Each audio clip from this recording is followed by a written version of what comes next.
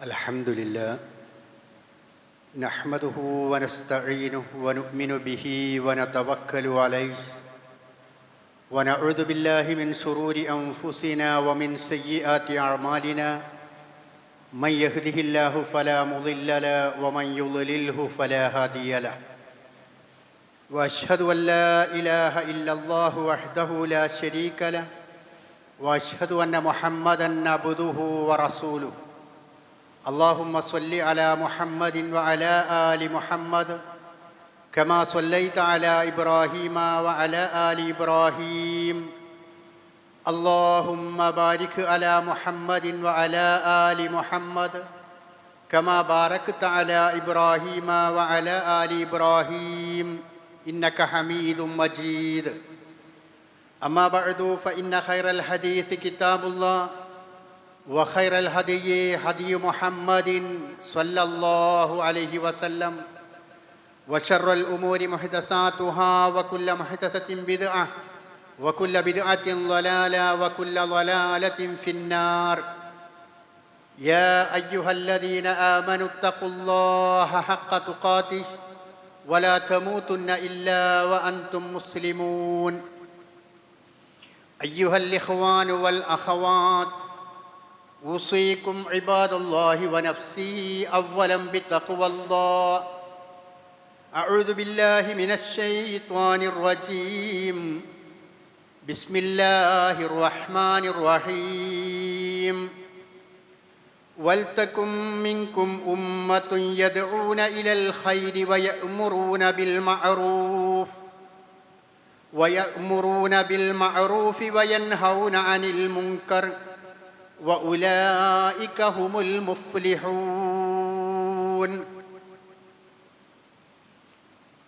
ബഹുമാന്യരായ സത്യവിശ്വാസികളെ, വിശ്വാസിനികളെ, ജീവിതത്തിലുടനീളം സർവശക്തനായ പടച്ച തമ്പുരാൻ്റെ വിധിവിലക്കുകൾ സൂക്ഷിച്ച് ജീവിക്കുകയും ഈമാനോടുകൂടി തഖ്വയോടുകൂടി വിശ്വാസത്തിൻ്റെ വഴികളിലൂടെ സഞ്ചരിക്കുകയും ചെയ്യുന്ന ആളുകളുടെ കൂട്ടത്തിൽ ഉൾപ്പെടണമെന്ന് ആദ്യമായി എന്നോടും ശേഷം നിങ്ങളോടും ഉപദേശിക്കുകയാണ്, വസിയ്യത്ത് ചെയ്യുകയാണ്. സർവശക്തനായ റബ്ബ് സുബ്ഹാനഹു വ തആല തഖ്വയോടുകൂടി ജീവിക്കുന്ന ആളുകളുടെ കൂട്ടത്തിൽ നമ്മെ എല്ലാവരെയും ഉൾപ്പെടുത്തി അനുഗ്രഹിക്കുമാറാവട്ടെ. നമ്മുടെ പ്രിയപ്പെട്ട രാജ്യം ഇന്ന് 79ാം സ്വാതന്ത്ര്യദിനം ആഘോഷിക്കുകയാണ്. രാജ്യത്തിൻ്റെ എല്ലാ ഭാഗങ്ങളും ആഘോഷത്തിമർപ്പിലാണ്. സ്വാതന്ത്ര്യം എന്ന് പറയുന്നത് അത് ഏതൊരു ജീവജാലത്തിൻ്റെയും, മനുഷ്യർ മാത്രമല്ല, ഏതൊരു ജീവജാലത്തിൻ്റെയും അവകാശമായിട്ടുള്ള കാര്യമാണ്. വള്ളത്തോൾ തൻ്റെ കവിതയിലൂടെ പറഞ്ഞത് ബന്ധുര കാഞ്ചന കൂട്ടിലാണെങ്കിലും ബന്ധനം ബന്ധനം തന്നെ പാരിൽ എന്നാണ്. അതിന് ഒരു അറബി കവി അറബി ഭാഷയിൽ പരിഭാഷപ്പെടുത്തിയിട്ടുള്ളത് ലസ്തു അർള ഖാഫസം വ ഇയകൂനു ത്വറബി എന്നാണ്. അഥവാ സ്വർണത്തിൻ്റെ കൂട്ടിലാണ് അടക്കപ്പെട്ടത് എങ്കിലും ബന്ധനം ബന്ധനം തന്നെയാണ് എന്നത് ഒരു വസ്തുതയായിട്ടുള്ള കാര്യമാണ്. ധീര ദേശാഭിമാനികളായ ആളുകൾ അവരുടെ ജീവിതം ചോര ചിന്തി ഹോമിച്ചു തീർത്തതിൻ്റെ കർമ്മഫലമാണ് ഈ സ്വാതന്ത്ര്യം എന്ന് നമുക്കെല്ലാവർക്കും അറിയാവുന്നതാണ്. വമ്പിച്ച വിലയാണ് ഈ നാട്ടിലുള്ള ആളുകൾ സ്വാതന്ത്ര്യത്തിന് വേണ്ടി നൽകേണ്ടി വന്നിട്ടുള്ളത്. ആ രണഭൂമിയിൽ ഒറ്റക്കെട്ടായി ജാതി മത വർഗ ചിന്തകൾക്കതീതമായി ഇന്ത്യൻ ജനത നിലയുറപ്പിച്ചതിൻ്റെ ഫലമായിട്ടാണ് നമുക്ക് ആ സ്വാതന്ത്ര്യം നേടാൻ സാധിച്ചത് എന്നുള്ളത് ചരിത്രമറിയാവുന്ന ആർക്കും വിശദീകരിച്ചു കൊടുക്കേണ്ടുന്ന കാര്യമില്ല. എന്നാൽ 78 വർഷം കഴിഞ്ഞ് 79ാമത്തെ സ്വാതന്ത്ര്യദിനം ആഘോഷിക്കുന്ന ഈ വേളയിൽ ഈ ഇന്ത്യ രാജ്യത്ത് ജീവിക്കുന്ന ന്യൂനപക്ഷങ്ങളായ ആളുകളെ അവരുടെ ദേശസ്നേഹവും ദേശക്കൂറും ചോദ്യം ചെയ്യപ്പെടുകയും അത് തെളിയിക്കപ്പെടുകയും ചെയ്യേണ്ടുന്ന ഒരു അവസ്ഥയിലൂടെയാണ് നാം കടന്നു പോയിക്കൊണ്ടിരിക്കുന്നത്. ചരിത്ര രചനകളിൽ നിന്നും മാധ്യമ ലോകത്ത് നിന്നും സാഹിത്യ കൃതികളിൽ നിന്നും കലാലയങ്ങളിലെ പാഠപുസ്തകങ്ങളിൽ നിന്നുമെല്ലാം ഇത്തരത്തിലുള്ള ന്യൂനപക്ഷങ്ങളുടെ സേവനങ്ങളെ അടർത്തി മാറ്റുകയും ഒഴിവാക്കുകയും ചെയ്യുന്ന വളരെ ദുഃഖകരമായ അവസ്ഥയിലൂടെയാണ് നാം കടന്നുപോയിക്കൊണ്ടിരിക്കുന്നത്. ഇന്ത്യൻ സ്വാതന്ത്ര്യത്തിൻ്റെ ചരിത്രം കൃത്യമായി മനസ്സിലാക്കുകയാണെങ്കിൽ ആ സ്വാതന്ത്ര്യദിനം ആഘോഷിക്കുവാൻ ഏറ്റവും കൂടുതൽ അർഹരായിട്ടുള്ളവർ ഇവിടുത്തെ ഏറ്റവും ന്യൂനപക്ഷമായിട്ടുള്ള മുസ്ലിം സമൂഹത്തിൽപ്പെട്ട ആളുകളാണ്. കാരണം അത്രമാത്രം വലിയ സേവനമാണ് ഈ രംഗത്ത് അവർ നിർവഹിച്ചിട്ടുള്ളത്. പ്രസിദ്ധ ചരിത്രകാരനായ ഖുശ്വന്ത് സിംഗ് എഴുതിയിട്ടുള്ളത് ഇന്ത്യൻ സ്വാതന്ത്ര്യ സമരം യഥാർത്ഥത്തിൽ എഴുതിയത് മുസ്ലിം ചോരയിലാണ്. കാരണം ജനസംഖ്യയുടെ ആനുപാതികമായി നോക്കുമ്പോൾ അവരുടെ പങ്കാളിത്തം വളരെ വലുതാണ്. ജനസംഖ്യയുടെ അടിസ്ഥാനത്തിൽ അന്ന് വെറും 8%, 10% മാത്രമുണ്ടായിരുന്ന മുസ്ലിങ്ങൾ സ്വാതന്ത്ര്യ സമര പോരാട്ടത്തിൻ്റെ വേദികളിൽ അവരുടെ പങ്കാളിത്തം ഏറ്റവും വലിയ പങ്കാളിത്തമാണ് എന്ന് ഖുശ്വന്ത് സിംഗ് തൻ്റെ കൃതികളിൽ എഴുതി വെക്കുകയുണ്ടായി. നമുക്കറിയാവുന്നതുപോലെ ഇന്ത്യ നൂറ്റാണ്ടുകളോളം വൈദേശികളുടെ കരങ്ങളിലായിരുന്നു. 1498 പോർച്ചുഗീസുകാർ ഇന്ത്യയിലേക്ക് കടന്നു വരികയും വാസ്കോഡിഗാമ കാപ്പാട്ട് കപ്പലിറങ്ങുകയും ചെയ്ത ആ സമയം മുതൽ അധിനിവേശത്തിൻ്റെ കറുത്ത ദിനങ്ങളായിരുന്നു ഈ ജനതയുടെ മേൽ കടിഞ്ഞു പോയിക്കൊണ്ടിരുന്നത്. അതിനു മുമ്പും നൂറ്റാണ്ടുകളോളം ഈ രാജ്യം മുസ്ലിങ്ങൾ ഭരിച്ചിട്ടുണ്ട്. 1193 മുതൽ 1837 വരെ നീണ്ട 640 വർഷത്തിലധികം ഈ രാജ്യം ഭരിച്ചത് മുസ്ലിങ്ങളായിരുന്നു.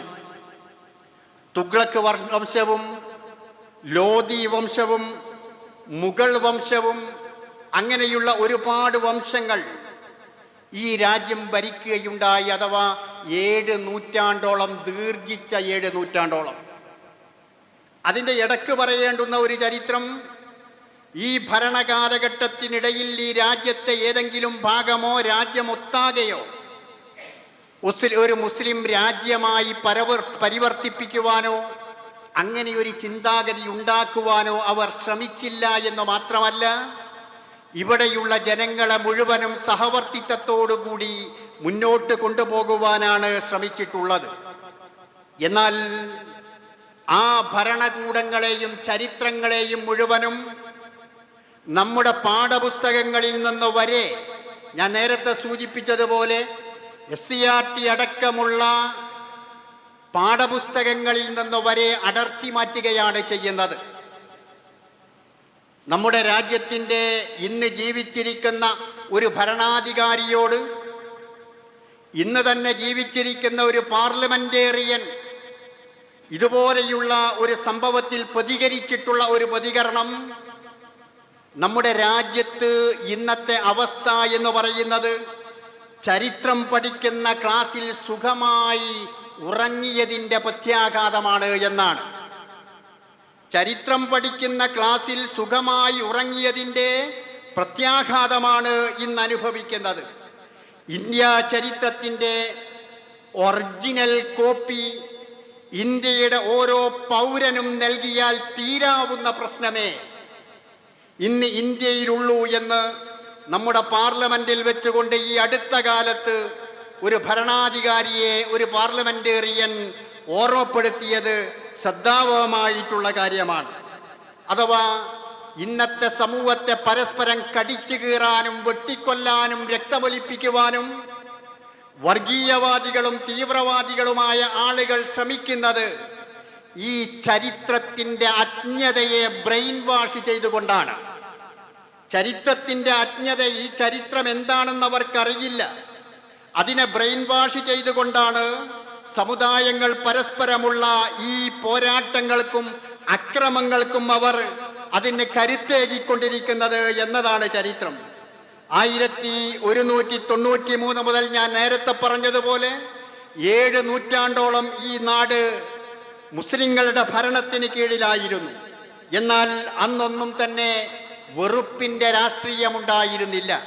ജനങ്ങളെ ഒന്നിച്ചായിരുന്നു അവർ കണ്ടിരുന്നത്. എന്നാൽ ഇന്നത്തെ ഇന്ത്യ ചരിത്രം പഠിക്കുന്ന ആളുകൾ ഈ 7 നൂറ്റാണ്ടുകൾ ചരിത്രം വിസ്മരിക്കപ്പെടുകയാണ്. അത് പഠിക്കാനുള്ള അവസരമില്ല, അത് ഒഴിവാക്കപ്പെടുന്നു എന്ന് മാത്രമല്ല, ആ കാലഘട്ടം രക്തം ചിന്തലിൻ്റെ കാലഘട്ടമായിട്ടാണ് ഇന്ന് അവതരിപ്പിക്കപ്പെടുന്നത്. ആ മുഗൾ ഭരണത്തിൽപ്പെട്ടിട്ടുള്ള പ്രത്യേകിച്ച് ബാബറിനെയും അതുപോലെ തന്നെ ഔറംഗസീബിനെയും എല്ലാം വളരെ മോശമായി ചിത്രീകരിക്കുവാനാണ് ശ്രമിച്ചുകൊണ്ടിരിക്കുന്നത്.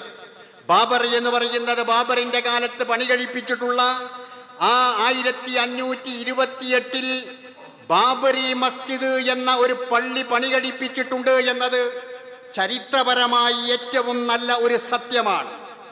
325 കൊല്ലങ്ങൾ കഴിഞ്ഞതിന് ശേഷമാണ് ആ പള്ളിയെ സംബന്ധിച്ച് ഒരു പരാതി പോലും ഉയർന്നത് എന്നത് മറ്റൊരു സത്യമാണ്. ഇങ്ങനെയുള്ള ഒരു കാലാവസ്ഥയിലൂടെ നീങ്ങിയ ആ കാലഘട്ടത്തെയും അതുപോലെ ഔറംഗസീബ് എന്ന് പറയുന്ന 49 കൊല്ലം തുടർച്ചയായി ഇന്ത്യ മഹാരാജ്യം ഭരിച്ചിട്ടുള്ള 49 കൊല്ലം തുടർച്ചയായി ഇന്ത്യ രാജ്യം ഭരിച്ചിട്ടുള്ള തൻ്റെ ഉപജീവനത്തിനും ചെലവിനും വേണ്ടി ഖജനാവിൽ കൈയിട്ടുവാരാതെ ഖുർആൻ പകർത്തിയെഴുതിയും തൊപ്പി തുന്നിയും പണമുണ്ടാക്കുകയും താൻ മരിക്കുന്ന സമയത്ത് തൻ്റെ ശേഷക്രിയകൾക്ക് വേണ്ടിയുള്ളത് തൻ്റെ അരപ്പട്ടയിൽ സൂക്ഷിച്ചു വെക്കുകയും ചെയ്ത മഹാനായ ഒരു ഭരണാധികാരിയായിരുന്നു ഔറംഗസീബ് എന്ന് പറയുന്നത്. എന്നാൽ ഇന്ന് അത്തരത്തിലുള്ള ആളുകളെ പരിചയപ്പെടുത്തിക്കൊണ്ടിരിക്കുന്നത് തികഞ്ഞ വർഗീയവാദികളാണ് എന്നാണ്. അതുപോലെ തന്നെ ഇന്ത്യയിലേക്ക് കടന്നു വന്നിട്ടുള്ള വിദേശ ശക്തികളായ ആളുകൾ പല രൂപത്തിൽ ഇന്ത്യയെ ചൂഷണം ചെയ്യുവാനും ഇവിടെയുള്ള സമ്പത്തുക്കൾ തങ്ങളുടെ നാടുകളിലേക്ക് കൊള്ളയടിച്ചു കൊണ്ടുപോകുവാനുമാണ് ശ്രമിച്ചിട്ടുള്ളത് എങ്കിൽ 7 നൂറ്റാണ്ടോളം നാട് ഭരിച്ചിട്ടുള്ള മുഗൾ ഭരണാധികാരികളും അതുപോലെ അതിനു മുമ്പുണ്ടായിരുന്ന ആളുകളുമെല്ലാം ശ്രമിച്ചിട്ടുള്ളത് ഈ നാടിൻ്റെയും അവരുടെയും സംസ്കാരത്തെ ഈ നാടിനെ സമ്പന്നമാക്കുന്ന രൂപത്തിൽ വിനിയോഗിക്കുവാൻ വേണ്ടിയിട്ടാണ്. അതിൻ്റെ അടയാളമായിട്ടാണ് ഇന്ന് നമുക്ക് ചാർമിനാറും കുത്തുബ് മീനാറും താജ്മഹലും ചെങ്കോട്ടയും ആഗ്രാക്കോട്ടയും ഫത്തേപൂർ സിക്രിയുമെല്ലാം തലയെടുപ്പോടുകൂടി നിലനിൽക്കുന്നത് ഇന്ന് നമുക്ക് കാണുവാൻ സാധിക്കുന്നത്. ഇതൊന്നും ഇന്ത്യക്ക് സ്വാതന്ത്ര്യം കിട്ടിയതിന് ശേഷം നമ്മുടെ നാട്ടിലെ ഭരണാധികാരികൾ ഉണ്ടാക്കിയതല്ല. മുഗൾ ഭരണകാലഘട്ടത്തിൽ ആ ഭരണാധികാരികൾ അവരുടെ സംസ്കാര തനിമയിൽ നിർമ്മിച്ചിട്ടുള്ള അത്തരത്തിലുള്ള ഒരു സംഭാവനകളായിട്ടാണ് നമുക്ക് കാണുവാൻ സാധിക്കുക. ബംഗാളിലെ മുർഷിദാബാദിലൂടെ നടന്നു പോകുന്ന സമയത്ത് ആ നഗരം കണ്ടുകൊണ്ട് ലണ്ടൻ ഒന്നുമല്ല എന്ന് പറഞ്ഞിട്ടുള്ളത് റോബർട്ട് ക്ലൈവ് എന്ന് പറയുന്ന വൈസ്രോയി ആയിരുന്നു. ലണ്ടൻ ഒന്നുമല്ല.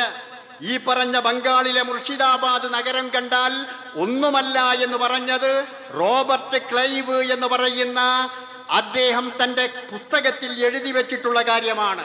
അത്തരത്തിൽ ആ കാലഘട്ടത്തിൽ അങ്ങനെ സമ്പന്നമായിരുന്നു ഇന്ത്യ മഹാരാജ്യം എന്നത് ചരിത്രം നമുക്ക് പഠിപ്പിച്ചു തരികയാണ്.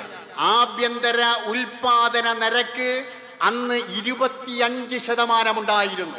ലോകത്തെ മറ്റേത് രാജ്യങ്ങളെയും മറികടക്കാൻ പറ്റുന്ന വിധത്തിലുള്ള ആഭ്യന്തര ഉൽപാദന നിരക്കായിരുന്നു അന്നുണ്ടായിരുന്നത്. എന്നാൽ വെറും 190 വർഷക്കാലം ഇന്ത്യ ഭരിച്ചിട്ടുള്ള ഇംഗ്ലീഷ് ഈസ്റ്റ് ഇന്ത്യ കമ്പനിയും അതുപോലെയുള്ള നാട്ടിലേക്ക് കടന്നു വന്നിട്ടുള്ള ആളുകളും ഇന്ത്യ വിട്ടുപോകുന്ന സമയത്ത് ഈ പറഞ്ഞ 25% ഉണ്ടായിരുന്ന ഉൽപാദന നിരക്ക് വെറും 4.2 കൂപ്പുകുത്തി എന്ന് ചരിത്രങ്ങൾ നമുക്ക് പഠിപ്പിച്ചു തരികയാണ്. ഇംഗ്ലീഷുകാർ ശ്രമിച്ചത് ഈ നാടിനെ കൊള്ളയടിച്ചു കൊണ്ടുപോകുവാനാണ്. താജ്മഹലിനെ പോലും അവർ കൊള്ളയടിച്ചു കൊണ്ടുപോകുവാൻ, പൊളിച്ചു കൊണ്ടുപോകുവാൻ ശ്രമിക്കുകയുണ്ടായി. 2 പ്രാവശ്യം താജ്മഹൽ പൊളിക്കുവാൻ വേണ്ടി ലേലത്തിൽ വെച്ചതാണ്. പക്ഷേ അതിൻ്റെ ട്രാൻസ്പോർട്ടേഷൻ ചെലവ് കൂടുമെന്നതിനാൽ അതിനെ പിന്നീട് ഒഴിവാക്കിയതാണ്. അങ്ങനെ നാട്ടിൽ നിന്ന് എന്തെല്ലാം കൊണ്ടുപോകാൻ സാധിക്കുമോ അങ്ങനെയെല്ലാം അവർ ചെയ്തിട്ടുണ്ട്. പോർച്ചുഗീസുകാർക്ക് ഏറ്റവും കൂടുതൽ ദേഷ്യമുണ്ടായിരുന്നത് മുസ്ലിങ്ങളോടായിരുന്നു. കാരണം അവർ ഈ നാട്ടിലേക്ക് കടന്നു വന്ന സമയത്ത് കോഴിക്കോട് കേന്ദ്രമായി പ്രവർത്തിച്ചിരുന്ന സാമൂതിരി രാജാവ്, ആ സാമൂതിരി രാജാവിന്റെ പടത്തലവന്മാരായ കുഞ്ഞാലി മരക്കാന്മാർ, അതൊരു കുടുംബത്തിൽപ്പെട്ട ആളുകളാണ്.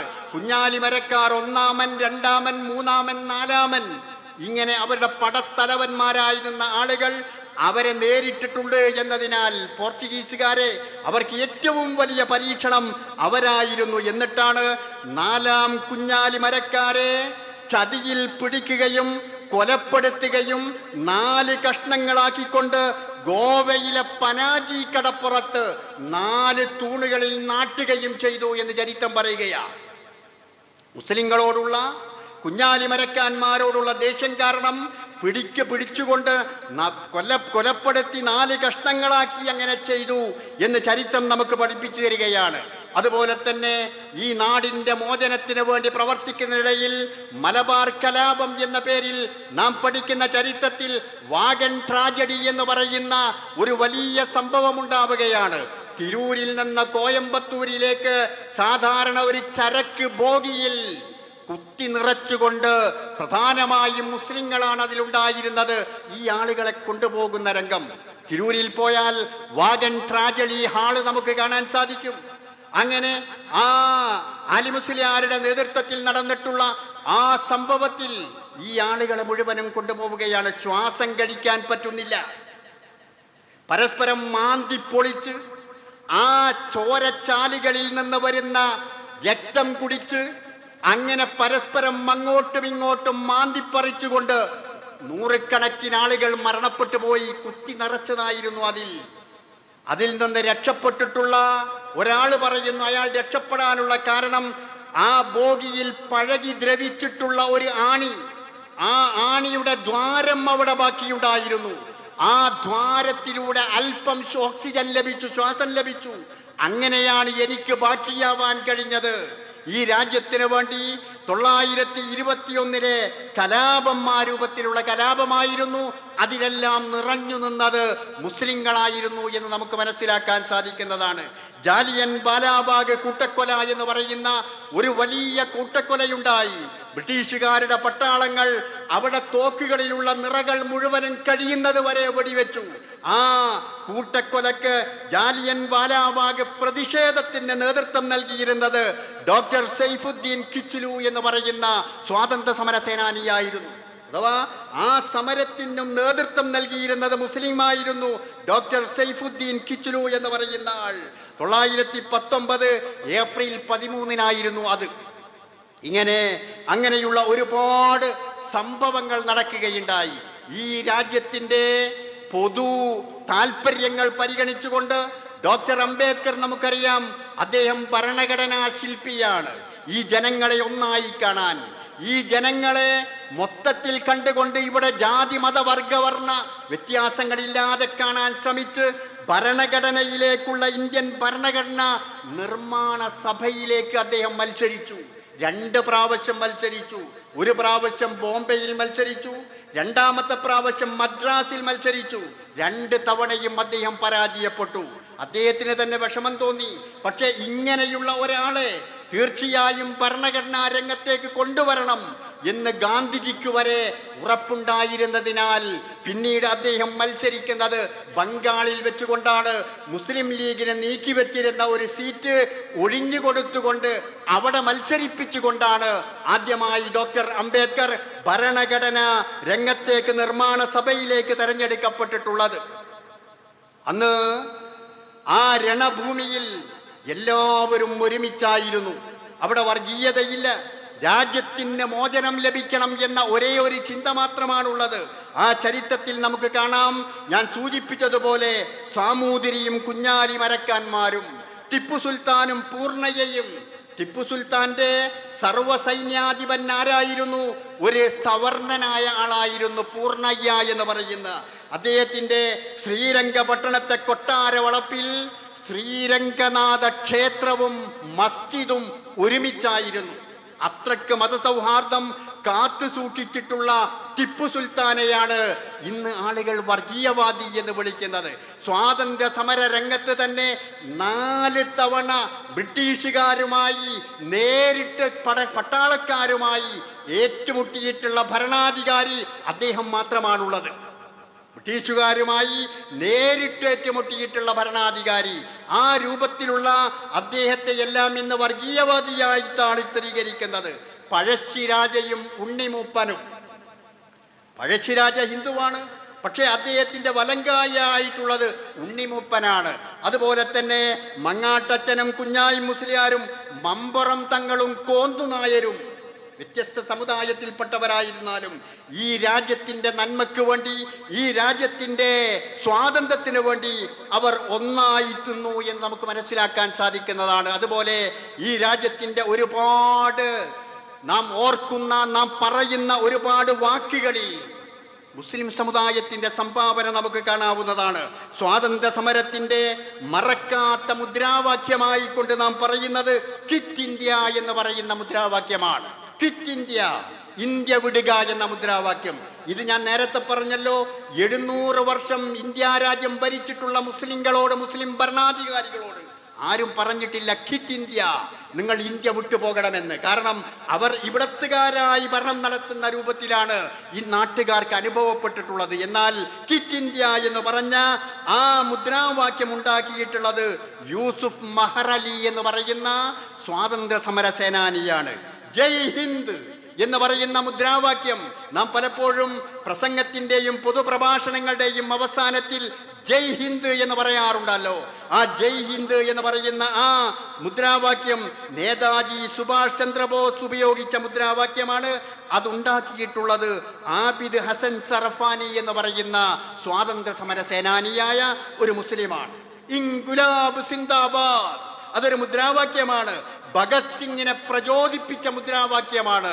ആ പ്രചോദനത്തിലൂടെ സ്വാതന്ത്ര്യ സമരത്തിൽ മുന്നേറിയിട്ടുള്ള മുദ്രാവാക്യമാണ് ഇൻകുലാബ് സിന്ദാബാദ് എന്ന് പറയുന്നത്.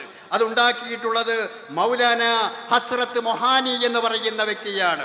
അതുപോലെ തന്നെ നമുക്കറിയാവുന്ന സാരേ ജഹാസെ അച്ച ഹിന്ദുസ്ഥാൻ ഹമാര എന്ന് പറയുന്ന, ഇന്നും ഇന്ത്യൻ ആർമിയുടെയും നേവിയുടെയും ബാൻഡുകൾ ഇന്നും പാടുന്ന ദേശഭക്തി ഗാനം അതുണ്ടാക്കിയിട്ടുള്ളത് അല്ലാമ ഇക്ബാലാകുന്നു.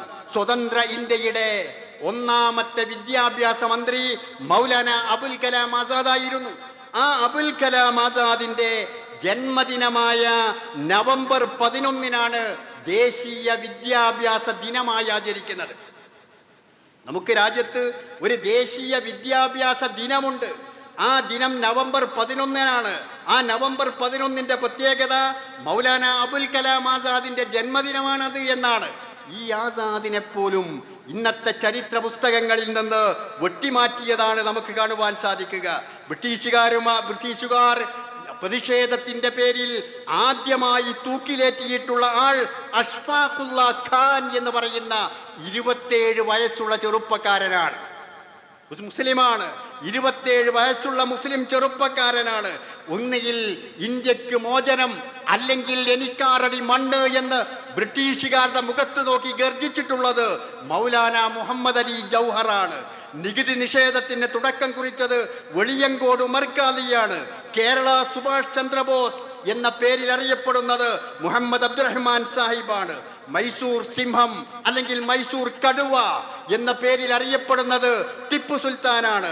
സ്വദേശാഭിമാനി എന്ന പേരിൽ ഒരു പത്രം നിർമ്മിക്കുകയും സ്വദേശാഭിമാനി രാമകൃഷ്ണപിള്ളക്ക് ജന്മം നൽകുകയും ചെയ്തിട്ടുള്ളത് വക്കം അബ്ദുൽ ഖാദർ മൗലവിയാണ്. ഗാന്ധിജി വിളിച്ചു കൂട്ടിയിട്ടുള്ള വിദ്യാഭ്യാസ വിചക്ഷണരുടെ സഭയിൽ അധ്യക്ഷം വഹിച്ചത് ഡോക്ടർ സക്കീർ ഹുസൈനാണ്. ഇങ്ങനെ ഈ രാജ്യത്തിന്റെ നിർമ്മാണത്തിൽ, ഈ രാജ്യത്തിന്റെ സ്വാതന്ത്ര്യ പ്രവർത്തനത്തിൽ എന്തെന്നില്ലാത്ത പങ്ക് വഹിച്ചിട്ടുള്ള ആളുകളാണ് മുസ്ലിങ്ങൾ എന്ന് നമുക്ക് മനസ്സിലാക്കേണ്ടതുണ്ട്. മുസ്ലിങ്ങൾ പുരുഷന്മാരായ ആളുകൾ മാത്രമല്ല, നാം മനസ്സിലാക്കിയ സ്ഥാൻസി റാണിയെ പോലെ സ്വാതന്ത്ര്യ സമരത്തിന്റെ പ്രതീകമായി, സ്ത്രീത്വത്തിന്റെ ശക്തിയായി ഝാൻസി റാണിയെ നാം ചരിത്രത്തിൽ നിന്ന് പഠിക്കുമ്പോൾ മറ്റൊരു സ്ത്രീ ഉണ്ടായിരുന്നു, ബീഗം ഹസ്രത്ത് മഹൽ എന്ന് പറയുന്ന സ്ത്രീ. ആ സ്ത്രീ സർ ഹെൻറിക് റോലൻസ് എന്ന ബ്രിട്ടീഷുകാരന്റെ സൈന്യവുമായി നേരിട്ട് ഏറ്റുമുട്ടുകയും ആ പോരാട്ട ഭൂമിയിൽ നിന്ന് അവരെ പരാജയപ്പെടുത്തുകയും ചെയ്തിട്ടുള്ള ധീര വനിതയാണ് ബീഗം ഹസ്രത്ത് മഹൽ എന്ന് പറയുന്നത് 1857 ജൂൺ 30. അതുപോലെ തന്നെ 1857 നടന്ന ബ്രിട്ടീഷ് വിരുദ്ധ പോരാട്ടത്തിൽ 5 ലക്ഷത്തോളം ആളുകളെ കൊന്നൊടുക്കി. 5 ലക്ഷത്തോളം ആളുകളെ കൊന്നൊടുക്കി. അതിൽ 90% ആളുകളും മുസ്ലിം കമ്മ്യൂണിറ്റിയിൽപ്പെട്ട ആളുകളാണ്. ചരിത്രമെഴുതുന്നത് ഡൽഹി മുതൽ കൽക്കട്ട വരെയുള്ള റോഡുകളുടെ ഇരുവശങ്ങളിലും ഒരാളെയെങ്കിലും കൊന്ന് കെട്ടിത്തൂക്കാത്തതായിട്ടുണ്ടായിരുന്നില്ല. അത് തന്നെ ചരിത്രം വീണ്ടും പറയുന്നു. പല ആകൃതികളിലായിക്കൊണ്ട് Z എന്ന ആകൃതിയിൽ മൂന്നാളെ കൊലപ്പെടുത്തി, Z എന്ന ആകൃതിയിൽ, Y എന്ന ആകൃതിയിൽ, അങ്ങനെയെല്ലാം കെട്ടിത്തൂക്കിയതിൽ 90% ആളുകളും മുസ്ലിങ്ങളായിരുന്നു എന്ന് നമുക്ക് മനസ്സിലാക്കുവാൻ സാധിക്കുന്നതാണ്.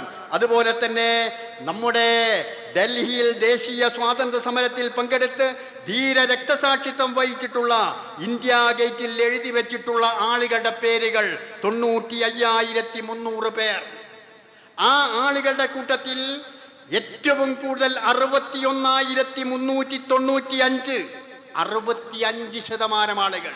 നേരത്തെ ഞാൻ പറഞ്ഞല്ലോ, വെറും 8% മാത്രമുള്ള ജനസംഖ്യയിൽ 8% മാത്രമുള്ള ആ ആളുകൾ രാജ്യത്തിന് വേണ്ടി ജീവൻ ബലിയർപ്പിച്ചതിൽ 65% വരെ ഉയർന്നുവെങ്കിൽ ഈ രാജ്യത്തിന് വേണ്ടി ഈ സമുദായം എത്ര കഷ്ടപ്പെട്ടു, അവർ എത്രമാത്രം ആളുകൾ രക്തസാക്ഷികളായി എന്ന് നമുക്ക് മനസ്സിലാക്കേണ്ടതുണ്ട്.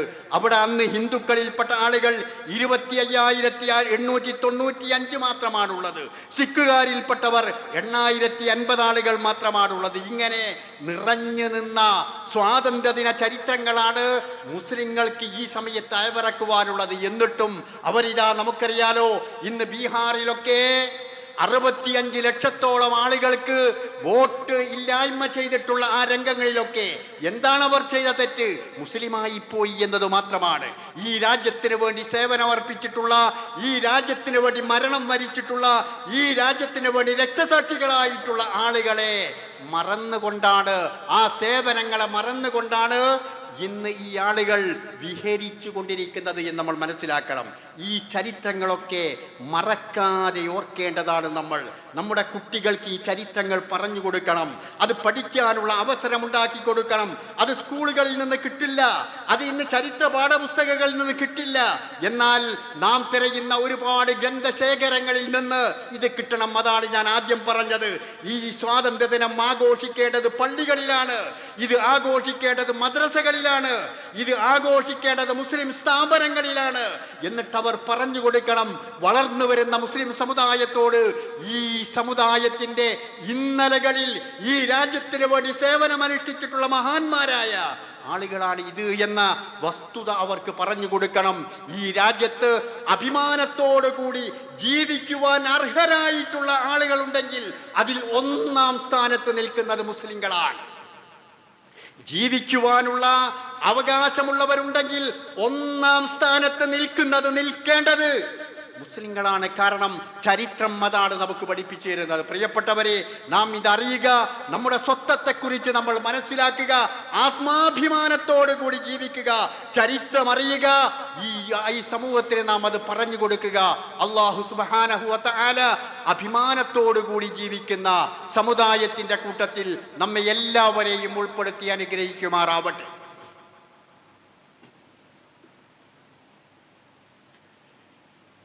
അൽഹംദുലില്ലാ വസല്ലല്ലാഹു അലാ മുഹമ്മദ് സ്വലാത്തൻ തദൂമു ബിഹി ഇലാ യൗമിൽ ഹിസാബ്. അയ്യുഹൽ ഇഖ്വാൻ വൽ അഖവാത്ത് ഉസീകും ഇബാദല്ലാഹി വ നഫ്സി താനിയം ബിതഖ്വല്ലാഹ്.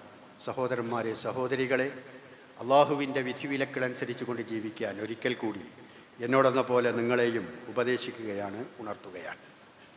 ഇന്ത്യൻ സ്വാതന്ത്ര്യ സമരത്തിൻ്റെ ചരിത്രം, അതിൽ മുസ്ലിങ്ങളുടെ പങ്ക് നാം ഓർത്തുകൊണ്ടിരിക്കേണ്ട ഒരു നൂറ് സംഭവങ്ങളിൽ നിന്ന് എണ്ണപ്പെട്ട ഏതാനും കാര്യങ്ങൾ മാത്രമാണ് ഞാൻ നിങ്ങളുടെ ശ്രദ്ധയിൽപ്പെടുത്തിയത്. അതിൽ നാം അറിഞ്ഞിരിക്കേണ്ട മറ്റൊന്നാണ് വാരിയംകുന്നത്ത് കുഞ്ഞഹമ്മദ് ഹാജി. അദ്ദേഹം മലയാള നാട് എന്ന് പറയുന്ന പ്രത്യേകമായ ഒരു നാട് തന്നെ ഉണ്ടാക്കി മലപ്പുറം ജില്ലയിൽ.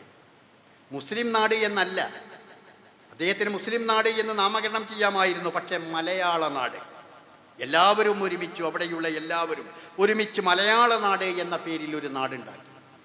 ശല്യം സഹിക്കവയ്യാതെ വാരിയംകുന്നനെ ബ്രിട്ടീഷുകാർ പിടികൂടി. എന്നിട്ട് കുതിരവണ്ടിയിൽ 12 കിലോമീറ്റർ കെട്ടിവലിച്ചു. 12 കിലോമീറ്റർ കെട്ടിവലിച്ചു. ചാട്ടവാർ കൊണ്ടടിച്ചു, ബയണറ്റ് കൊണ്ട് കുത്തി, പല്ലുകൾ അടർന്നുപോയി. എന്നിട്ട് താടി, മീശ, രോമങ്ങൾ പറിച്ചെടുത്തു. നമുക്കറിയാം താടി മീശ പറിച്ചെടുക്കുമ്പോൾ എത്രമാത്രം വേദനയുണ്ടാകുമെന്ന്. താടി മീശ രോമങ്ങൾ പറിച്ചെടുക്കുകയാണ് ചെയ്തിട്ടുള്ളത്. അവസാനം ബ്രിട്ടീഷുകാരായ ആളുകൾ വാരിയംകുന്നത്തിനോട് പറഞ്ഞു, നിങ്ങൾക്കൊരു ഓഫർ നൽകാം, നിങ്ങൾക്ക് മക്കയിൽ ജീവിക്കുവാനുള്ള അവസരം ഞങ്ങൾ ഒരുക്കിത്തരാം, അതിനുള്ള സൗകര്യങ്ങൾ ഞങ്ങൾ ഉണ്ടാക്കിത്തരാം. വാരിയംകുന്നൻ അതിന് പറഞ്ഞ മറുപടി, മക്ക എനിക്കിഷ്ടമാണ്, ഞാൻ പിറന്നത് മക്കയിലല്ല, സമരേതിഹാസങ്ങൾ ഉറങ്ങുന്ന മണ്ണിലാണ്. ഈ മണ്ണിൽ ഞാൻ മരിച്ചു വീഴും, ഈ മണ്ണിൽ ഞാൻ ലയിച്ചു ചേരും. ഞാൻ ഇവിടെയാണ് ജനിച്ചത്, ഇവിടെ ഞാൻ മരിക്കും, ഈ മണ്ണിൽ ഞാൻ ലയിച്ചു ചേരും. അവസാനമായി വല്ല ആഗ്രഹവുമുണ്ടോ എന്ന് ചോദിച്ചപ്പോൾ അദ്ദേഹം പറഞ്ഞത് 2 റക്അത്ത് നമസ്കരിക്കണം. 2 റക്അത്ത് നമസ്കരിച്ചു. രണ്ടാമത്തെ അദ്ദേഹത്തിന്റെ ആവശ്യമായി പറഞ്ഞത്, നിങ്ങൾ പിടിച്ചുകൊണ്ടുവരുന്ന ആളുകളെ നിങ്ങൾ വെടിവെച്ചു കൊല്ലുന്നത് മുഖം കെട്ടി പുറം തിരിഞ്ഞു നിന്നാണ് വെടിവെച്ചു കൊല്ലുന്നത്. എന്നാൽ എനിക്കുള്ള ഇപ്പോഴാവശ്യപ്പെടാനുള്ള കാര്യം, എൻ്റെ മുഖം തുറന്നു വെക്കണം, എൻ്റെ മുഖം തുറന്നു വെക്കണം, മുഖം കെട്ടരുത്, എന്നെ നേരെ നിർത്തണം, എൻ്റെ നെഞ്ചത്തേക്ക് നിങ്ങൾ നിറയൊഴിക്കണം. ഈ രാജ്യത്തിന് വേണ്ടി വാരിയംകുന്നത്ത് പറഞ്ഞിട്ടുള്ള വാക്കുകളാണ്. അതേ രൂപത്തിൽ തന്നെ അദ്ദേഹത്തെ വെടിവെച്ചു. അദ്ദേഹം ആ മണ്ണിലേക്ക് കമിഴ്ന്നു വീണു.